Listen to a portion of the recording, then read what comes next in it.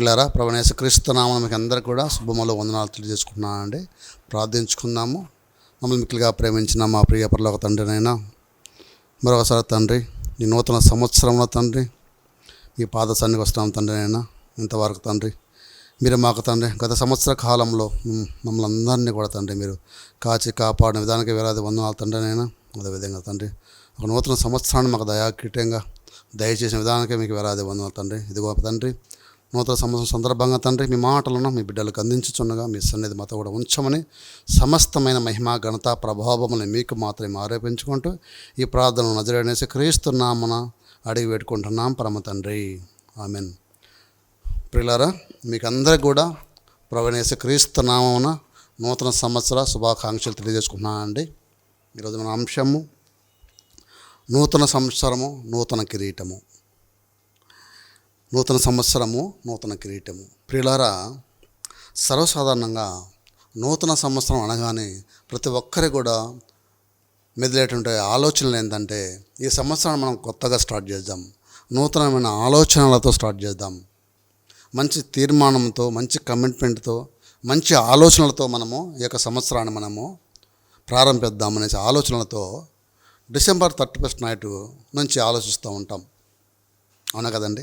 అయితే ప్రియులారా, అక్కడే మన వాక్యానుసారంగా మనం ఆలోచించినట్లయితే 5వ కీర్తన 11వ వచనంలో ఒక మంచి మాట ఉంది.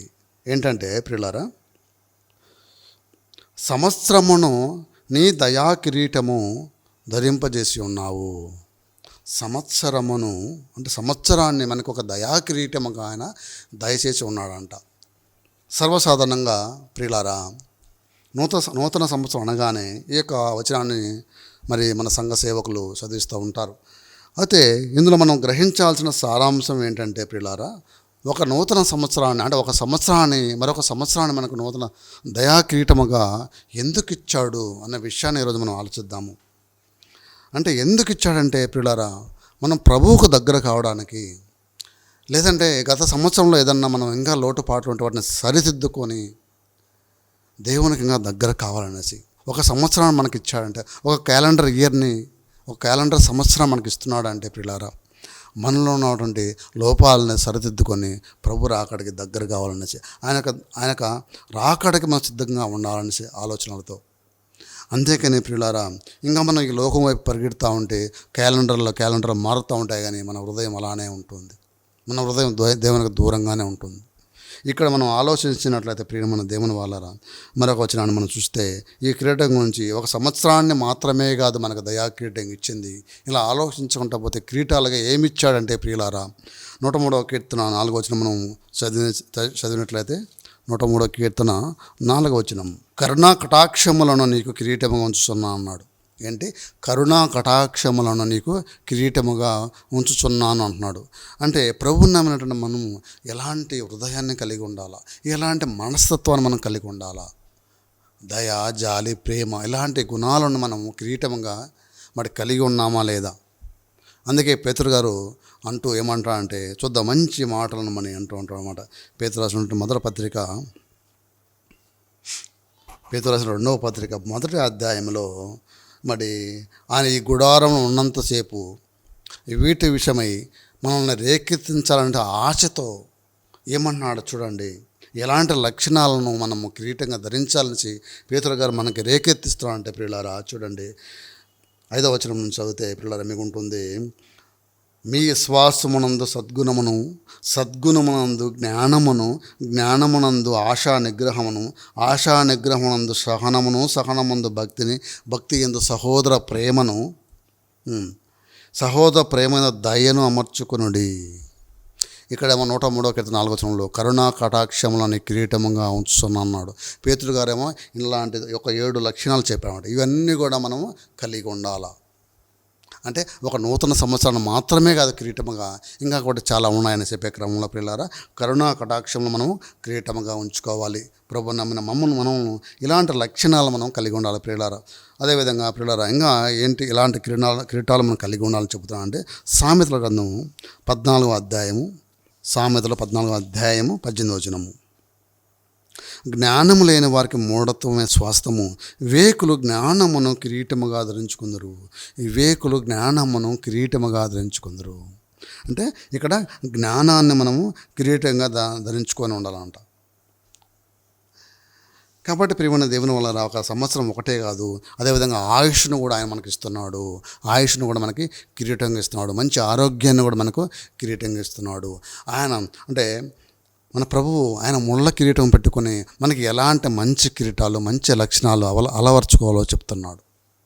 అందుకే పేతురు 2వ అధ్యాయం దాకా మనం చదువుకున్నాం కదండి, ఎలాంటి లక్షణాలు మనం అమరి ఉండాలని చెప్తున్నారు పేతురు గారు. అలాంటి విషయాలని రేకెత్తించాలని ఆయన ఆశపడుతున్నాడంట.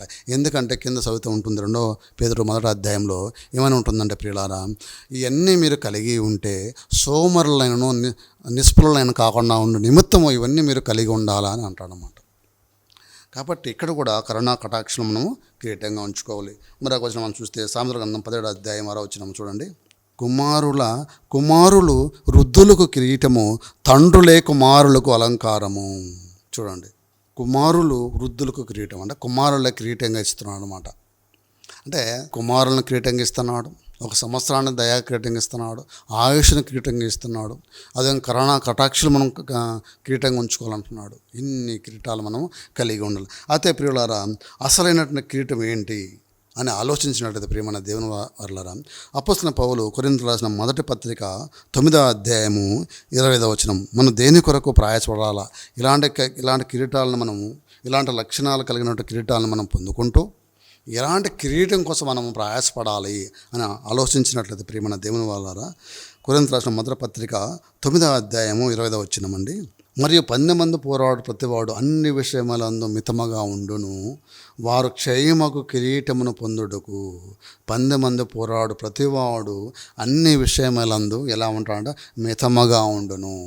ఇంకా ఏమన్నా అంటే ప్రియులారా, వారు క్షయమగు కిరీటము పొందుటకును మనమైతే అక్షయమగు కిరీటమును పొందుటకును మితముగా ఉన్నాము. మనం దేని కొరకు పోరాడాలండి? అక్షయమగు కిరీటం వరకు మనం పోరాడాలి. అందుకే అపోస్తలుడైన పౌలు గారు మరి సౌలుగా ఉన్నప్పుడు సంఘాలను హింసిస్తూ వచ్చాడు. పౌలుగా మారిన తర్వాత అదే సంఘాలను కట్టుతూ వచ్చాడు. ప్రియమైన దేవుని వాళ్ళారా, ప్రియులారా, కాబట్టి ఎన్నో శ్రమలు అనుభవించాడు ఆయన. అందుకే అంటాడు ప్రియులారా అపోస్తల కార్యంలో, కృపా సువార్త నిమిత్తము నేను ప్రకటించుటకు నా ప్రాణాన్ని ఎంత మాత్రం లెక్క చేయట్లేదు, నా ప్రాణాన్ని నేను ఎంతగా ప్రియమగా ఎంచుకునట్లేదు.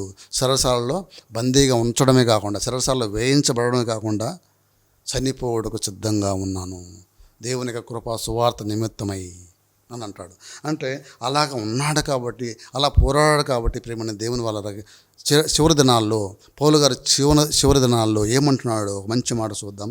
తిమోతికి రాసిన 2వ పత్రిక చివరి అధ్యాయము 7వ వచనం 7-8 వచనం చూద్దామండి.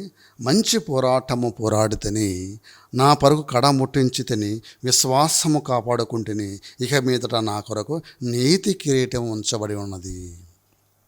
అతను శోధనలను సహించినవాడు, శ్రమను అనుభవించినవాడు, సంఘాలను ఏర్పరిచినవాడు, సంఘం కొరకు విశ్వాసాలని ఉపవాసం ఉండి ప్రార్థించి వాళ్ళని బలపరిచినవాడు, సంఘంలో చేర్చినవాడు, ఎన్నో విధాలుగా సంఘాలకు లేఖలు రాసినవాడు, ఎన్నో విధాలుగా సంఘాలను హెచ్చరించినవాడు.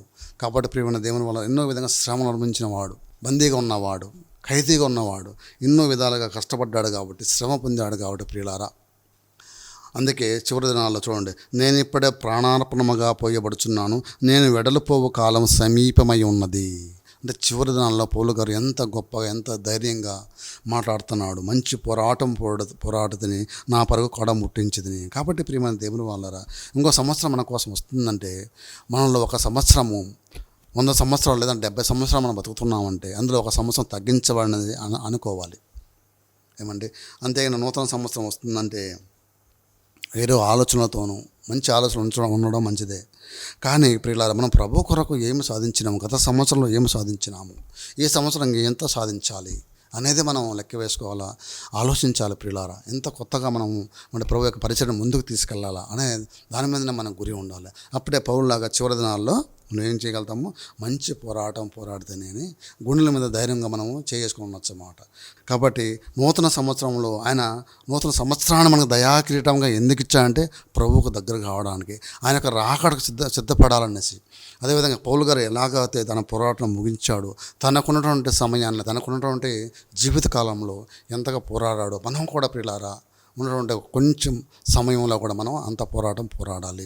అందుకే సాతాను కూడా తెలివిగా ఏమంటాడంటే, అతను గర్జించే సింహంలే ఉన్నప్పటికీ అదేవిధంగా తెలివిగా తనకున్నది కొంచెం సమయమే అని తెలిసి కూడా ఏమన్నాడు, మొత్తం లోకాన్ని కూడా పాడు చేయడం మొదలుపెట్టాడు. అంటే వాడు పని వాడు చేస్తున్నాడు. అంటే వాడికి ఇచ్చినటువంటి లైఫ్ టైంలో వాడు ఏం చేస్తున్నాడు చూద్దామండి.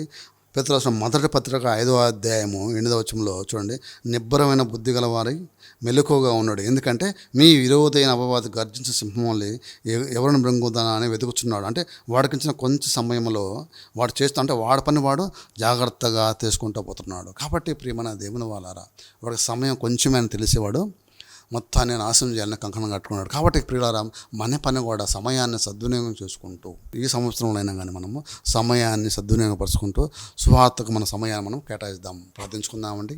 మమ్మల్ని మిక్కలుగా ప్రేమించిన మా ప్రియ పరలోక తండ్రినైనా, నూతన సంవత్సరంలోకి అడుగుపెట్టిన మిమ్మల్ని తండ్రి, మీ సువార్త నిమిత్తం తండ్రి, కొత్త ఆలోచనలో కొత్త విధముగా తండ్రి ప్రియమైనది కొత్త ఆలోచనలతో మేము ముందుకు సాగులాగా అలాంటి కృపగల జీవితాన్ని మాకు దయచేయమని ప్రార్థిస్తున్నాం. మరొక సంవత్సరాన్ని తండ్రి మాకు దయాకిరీటముగా ఇచ్చిన విధానంగా వేలాది వందనాలు తండ్రి. ఇంతవరకు మేము మాటలు వింటూ వచ్చాం. ఎలాంటి కిరీటాలను మాకు కిరీటంగా మీరు ధరించి ఉన్నారు. మీ ప్రియకుమారుడు ముళ్ళ కిరీటాన్ని ధరించుకొని మాకు నూతన సంవత్సరాన్ని ఒక దయాకిరీటంగా ఇస్తూ, ఎందుకంటే మేము ప్రభుకు దగ్గర కావాలనేసి. అదేవిధంగా ప్రియమైన దేవుని, అదేవిధంగా తండ్రి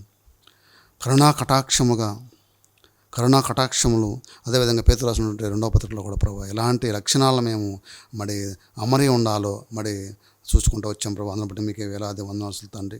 గత సంవత్సర కాలం అంతా కూడా మమ్మల్ని అంతా కూడా సంఘం అంతటా కూడా తండ్రి మీరు కాచి కాపాడిన విధానానికి వేలాది వందనాలు తండ్రి. స్తోత్రాలు ప్రభు. అయినా ఇక నూతన సంవత్సరం కూడా తండ్రి ఇంకొంచెం తండ్రి ఎక్కువగా మీ కృపా సువార్త విషయమే తండ్రి పోరాడే విధంగా సహాయం చేయమని సమస్తమైన మహిమ గంధ ప్రభావం మీకు మాత్రమే ఆరోపించుకుంటూ ఈ ప్రార్థనను నజరేయుడైన యేసుక్రీస్తు నామమున అడిగి వేడుకుంటున్నాం పరమ తండ్రి. ఆమేన్. అందరికీ హ్యాపీ న్యూ ఇయర్ అండి.